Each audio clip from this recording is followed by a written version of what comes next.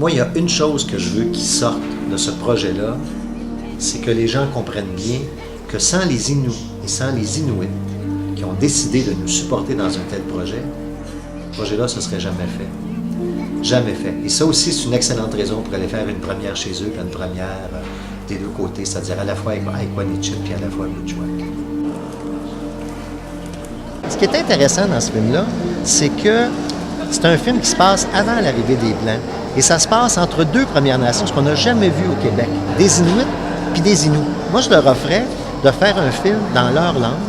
Jean-Charles disait, il voyait ça comme, finalement, un héritage pour les jeunes qui s'en venaient. Puis, en fin de compte, un coup de chapeau à ceux qui étaient passés avant, puis qui étaient ceux qui avaient tracé la voie.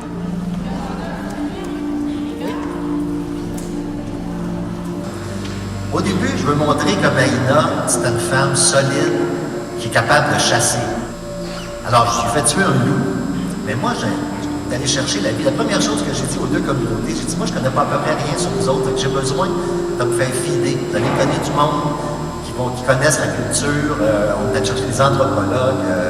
Et quand j'envoie le scénario, il me dit, elle ne peut pas tuer un loup. Tu vois?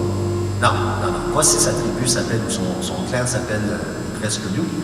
Et là, on a eu l'idée. Le loup était malade. Fait qu'elle ne tuait pas un loup. Elle le libérait de son mal. Là, l'anthropologue, il dit, OK, ça marche.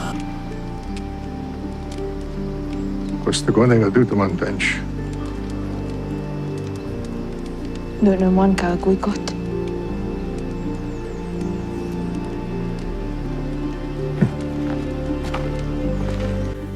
Moi, ce qui m'a frappé, c'est trois choses que j'ai appris d'eux. C'est l'importance de la spiritualité, l'importance de la nature, la relation qu'ils ont à la nature. Et aussi, ça fait maintenant 6 ans que je travaille avec eux, et d'avoir l'impression que depuis 6 ans, il y a eu des changements à l'intérieur de leur communauté et qu'il y a toute une série de jeunes qui ont plus le goût de prendre la parole. C'est très intéressant, ces trois aspects-là, je trouve.